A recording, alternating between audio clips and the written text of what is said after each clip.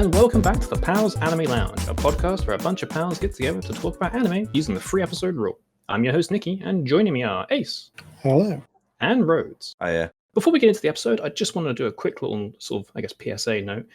Due to the heat wave currently hitting the UK, we are recording this episode and the subsequent episode at a different time than we usually do. So apologies in advance if there's any weird background noises or you can hear our fans. It is unbearably hot, but we're going to power through and talk about Peach Boy Riverside, the first show of the Summer 21 lineup to hit 3 episodes, and what a 3 episodes it was. For anyone who's unfamiliar, Peach Boy Riverside is based on a manga of the same name. It is a fantasy shonen title, and it's been produced by Asahi Productions. If I'm right in thinking as well that none of us actually even heard of this series before it came up on the list. Is that correct? Correct. Well, without further ado, let's jump straight in. Who wants to start? Who's got some thoughts about those first 3 episodes? Right, I've got one thing that we need to touch on in this first episode, right? And that is that there were 3 massive animals in this episode. One was a giant chicken, one was a giant walrus, and the other one was a huge sex toy squid. Right? I'd like, if any of you want to just, do I need to look into that? Do they mean things, those animals? I don't think they do.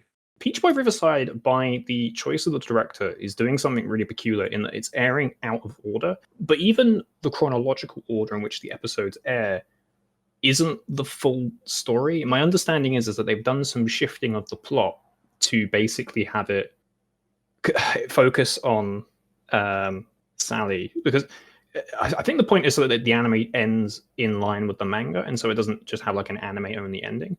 But it's kind of weird because the first episode starts completely in the middle of nowhere and there's not really any explanation for anything. It's like you've joined a few episodes in because apparently the 4th episode that airs is actually the first episode.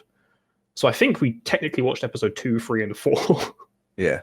Well, that's not very handy because one of my notes was wondering what happened between the crater and now this guy is suddenly in a martial arts tournament. Well, he's trying to earn 300 pieces of gold so he can rebuild the kingdom. Clearly, Ace. With 300 pieces of gold. Yeah. Actually, sorry. No, correction. The 3rd episode, we don't actually know if that's the 4th episode chronologically, so we might have actually watched 2, 3, and 5. I mean, this summarizes it all, doesn't it? You know, I need to go back to the squid. All right. I need to go back to just prior to the squid appearing in episode 1. This is the only quote that I've written down from the whole 3 episodes I watched. But there's genuinely a line from an actual child in the show where he says, "Check out the knockers on her." I'd forgotten about that. Right?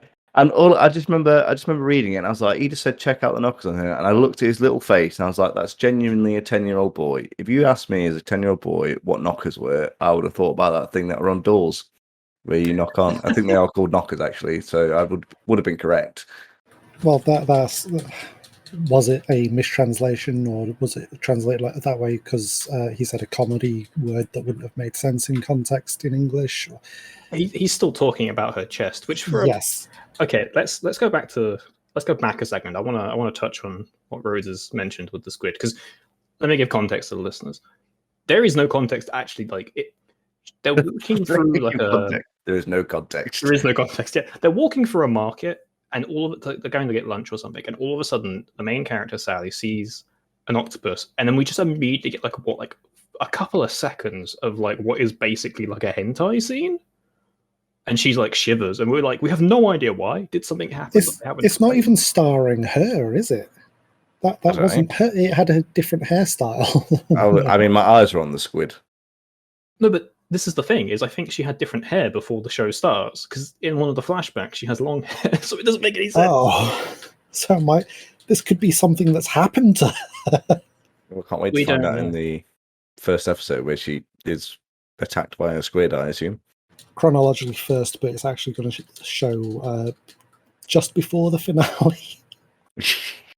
It's yeah. I mean, it's weird as well because the first episode, the first like 5 minutes, really want you to be aware of the fact that the protagonist, at least for the anime, there's technically 2 protagonists. I looked into it a little bit, and after watching the episodes. Apparently, in the manga, it jumps between the two. There's two protagonists, and they're like she's trying to find the other one, and at some point they meet up. We kind of get that in the third episode, but apparently the manga does a better job of jumping between the two perspectives. Regardless, the first 5 minutes of the first episode that aired, that's going to get confusing. Even though it's just her and a rabbit walking through the... Oh, there's a rabbit person, by the way. They're walking through the woods. All the camera angles are like, look at her butt, look at her chest. Just remember, you're watching a female protagonist. Did you know she has boobs? Did you know that? 10-year-old kid points at boobs. Like, it's just a constant reminder that it's like, there's a female character and we've made her sexy. She looks like she's wearing like leather pants as well, which is the weirdest thing. Yeah, don't you like battle in latex? I battle in latex. And this is like a weird... Is it one of those cases where it's like, it's got like a +5 to defense, but like -1 to style? Maybe it's not leather or latex. Maybe she's just before every scene she's in.Maybe she's just dipped her lower half in like a pool of water and she's just wet. I should probably actually take a second to point out that the concept of the show is that basically like you've got demons or Oni, and then you've got humans, and they're at war, and you've got this guy who everyone refers to as Peach Boy, who is just going around murdering all the demons because that's just what he wants to do. And she's trying to find him because something happened. We don't know what it was yet, but she seems to have the power, but only one of her eyes turns into a peach. No, seriously. And when it happens, she doesn't seem to really know what's going on, but she becomes OP, as we see at the end of the first episode, and then ties into the second. And that's kind of where the show got interesting. I kind of feel like they should have just not had the first half of the first episode, because like I don't care about her walking in. She's walking in the woods. She meets the bunny person, and then they go to a town, and the town kicks them out because of the bunny person, and then they get arrested and meet the ogre. Oh yeah, and it's like, as you said, it's the giant like walrus and a human like ogre who, after using an energy attack to destroy... I realized as well, I didn't even say spoiler warning. What am I saying? You kind of get the gist that we're going to spoil the first 3 episodes. After using an energy attack, she turns into a kid because she used too much power. Yeah, that's really bizarre, isn't it? Like, I've used too much power, I've devolved. Like, what? I have a couple of notes about that. The Peach Boy did the really annoying, I'll wait until you're at full power eye roll, and then she got to full power. She used the energy blast attack again. It did no damage because, of course, it wouldn't. This is one of the protagonists, and then she's a child again. So then the Peach Boy takes her ogre power by stabbing her in the eye, her ogre eye, and taking her ogre horn. But now she's not a child anymore. Also, he kicks a child in the face repeatedly. He stabs a child. That was the best bit of the 3 episodes for me. I would also stab a child. First time we meet Peach Boy is when he cuts down that massive tree that the ogre's sitting against, and then that felled tree just disappears. That tree stump disappears. I was looking for it in all the scenes after that. It was nowhere to be found. It's very odd. For me, I thought the first episode was pretty weak. I wasn't really maybe not looking forward to it is the wrong word, but I wasn't expecting it to become interesting, because I was like, this first episode is... It felt like you already said, Nikki, that you weren't watching episode 1. You were watching a later episode in the series, but it was almost like they picked a filler episode. Like, so much of it, I was just like, this isn't clicking with me. But that's about halfway through the second episode. It actually starts getting quite interesting. Like, it starts touching on the ogres more, and suddenly it's not just big things that look ugly and smash. That there's actual like complexities to them. You add Peach Boy into it, and how they're going around just killing whatever they want. And I was actually kind of like, how they've put like the tits away and focused on creating characters and stories.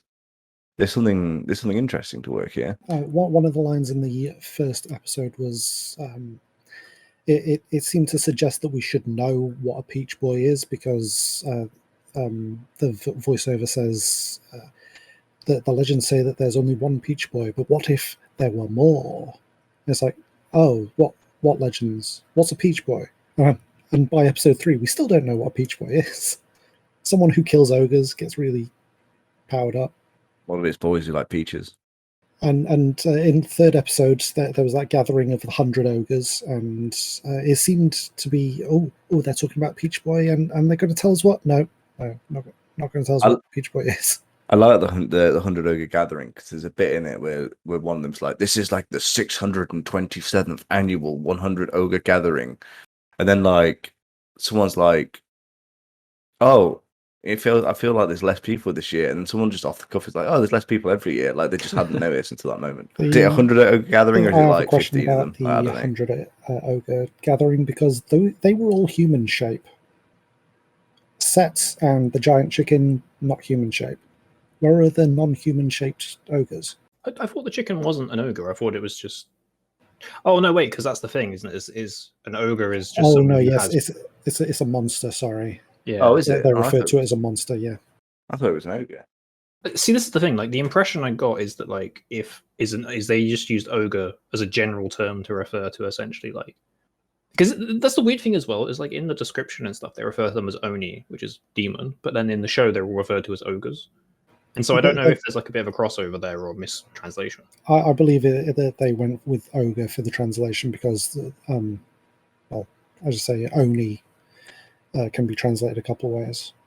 I think, just to touch back on what Rhodes just said, like, the first episode, and again, we're talking about the first episode that aired, is quite weak.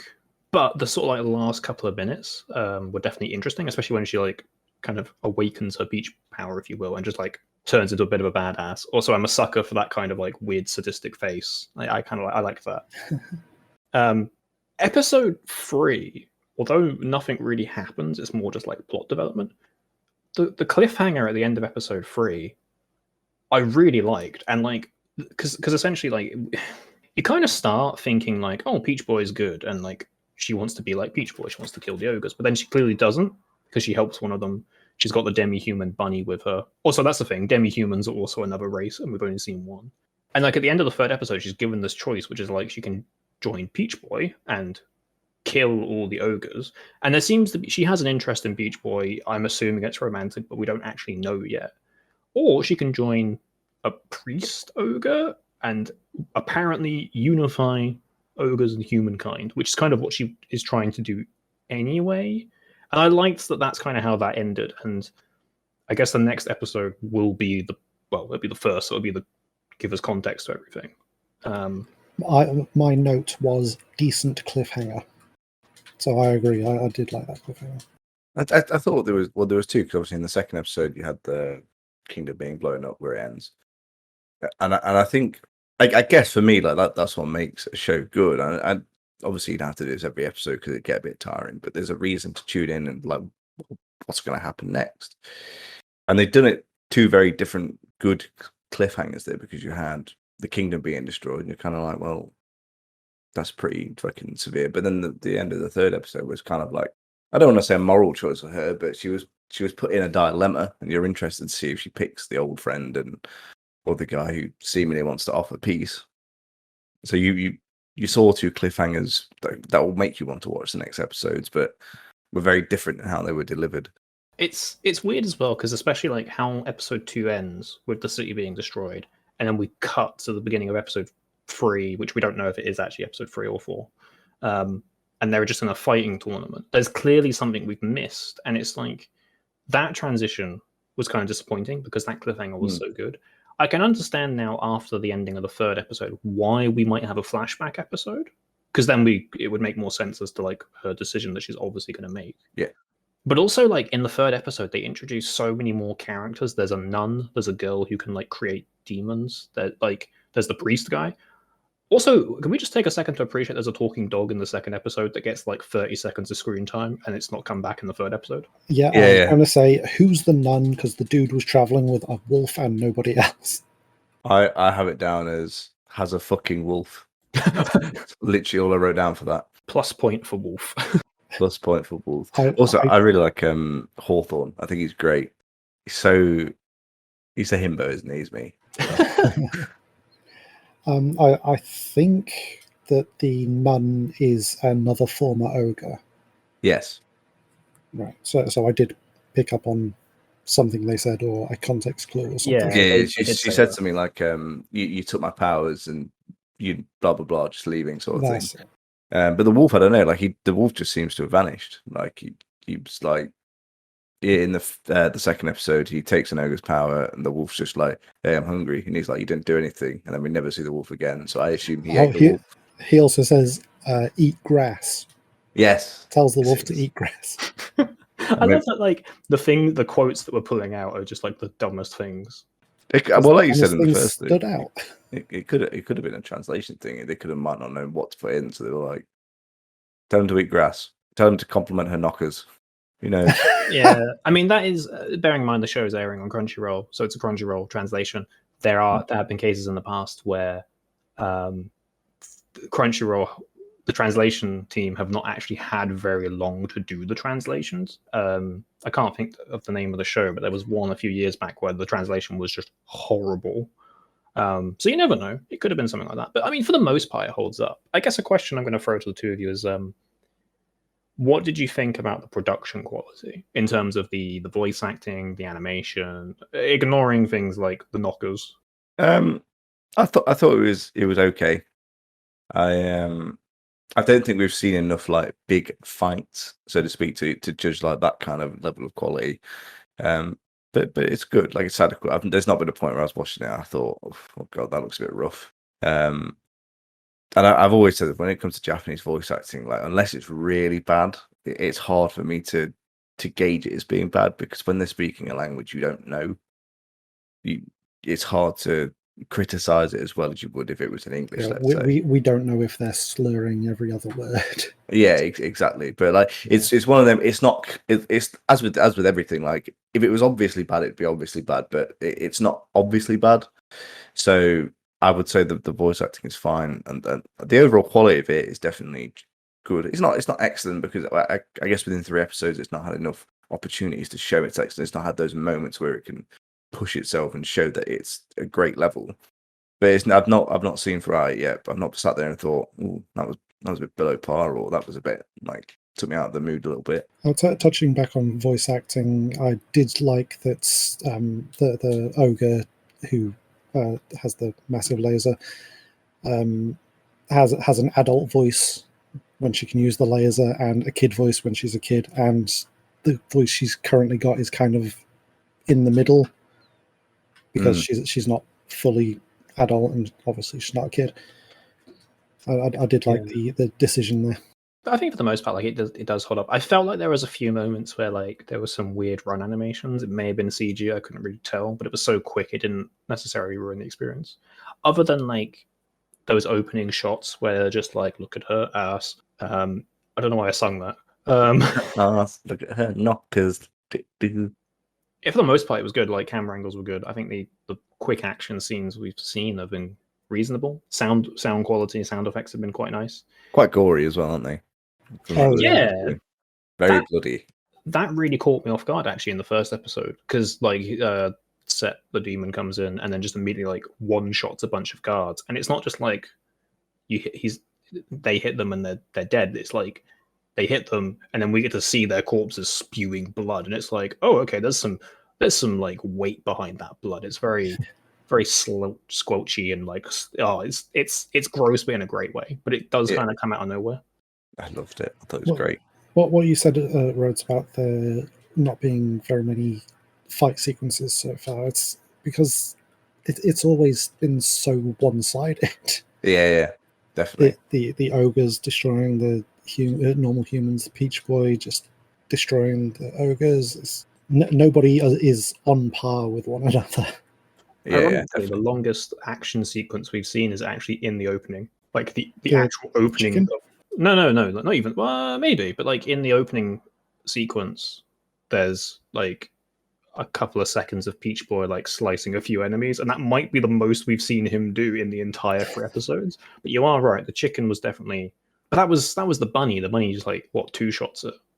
All of the bunny's actions are brilliant, like because the bunny just fights with some kind of like martial arts, and that always looks great. and a hammer. Oh, the hammer is so comical, isn't it? It's like watching like an arcade cabinet game.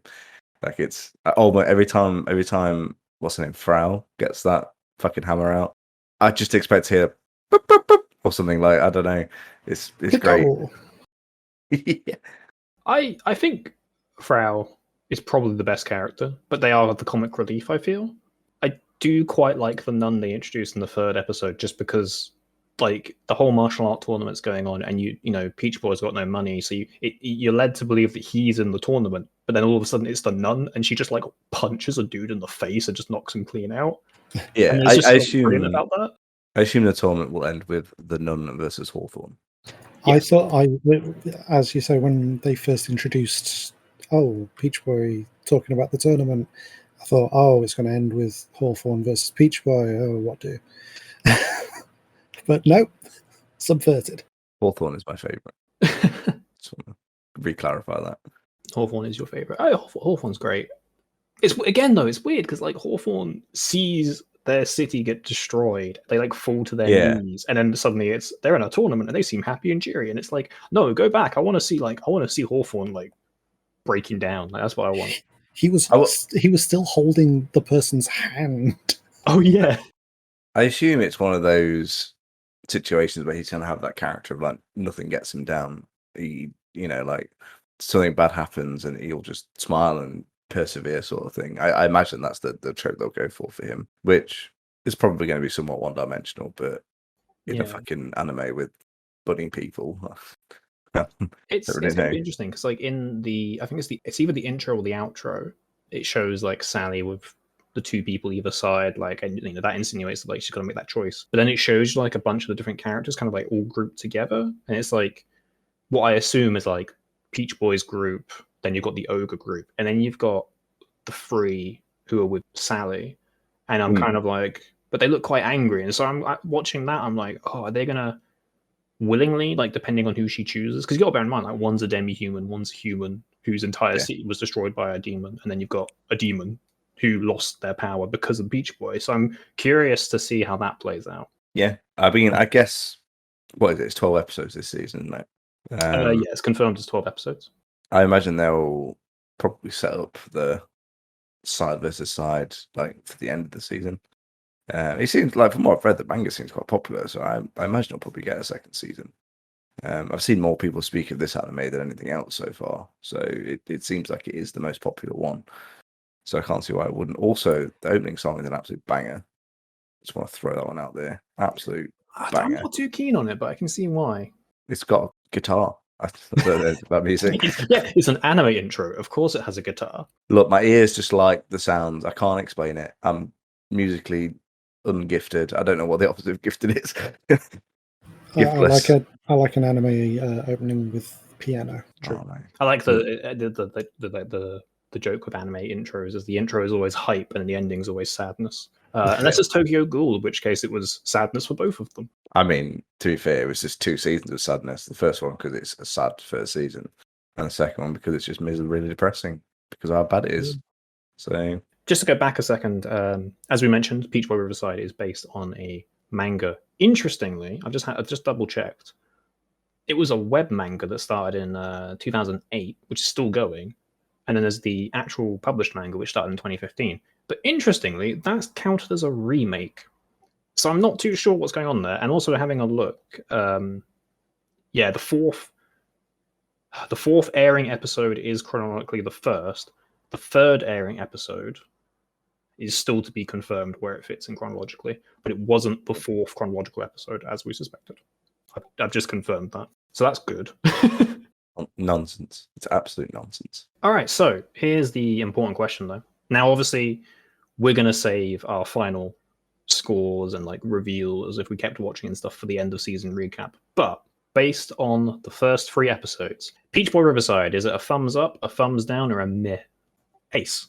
It's a meh for me. It's tonally all over the place so far. I'll reserve judgment for the finale. It's not an instant drop. No, that's somewhat positive, I suppose. How about you, Rhodes? I'm with Ace. It's a meh because I think it's pulling what it wants to be together, and it's becoming interesting. And when there's only 12 episodes, I feel like I'm a quarter of the way through, so you may as well watch the 9 at this point if it's okay. My only concern of that first episode is so all over the place with things that I don't like. It didn't make sense and was so pointless being there that I'm worried that it may just come back to bite people. Like it might just appear randomly, and like those kind of things are going to ruin the whole thing. Well, not ruin the whole thing, but will make the whole experience lesser for me. I think if it started with the quality of episode 2 and gone from there, I think it would have been a complete recommend. But the first episode shows that there is room for it to sort of wobble all around the place. No, I'm inclined to agree. I think it's I made in my notes a meh. It's totally all over the place, but that third episode did kind of swing it a little bit more to a thumbs up, but I'm going to keep it as a meh for now. Pretty much for the same reasons the two of you have said. But yeah, as we said, we'll give our final verdict and final scores at the end of season episode. But I think that'll do it for now. I think it's Peach Boy Riverside. A weird start to the season, but hey, plenty more shows to go. Thanks for joining me, Ace and Rhodes, and of course, thank you very much for listening. As mentioned before, we'll be releasing new episodes of the Pals Anime Lounge podcast every Thursday and Saturday at 8 p.m. UK time, so make sure to check back wherever you're listening to this one to catch the next episode. The next episode will, of course, be about Scarlet Nexus, so look forward to that.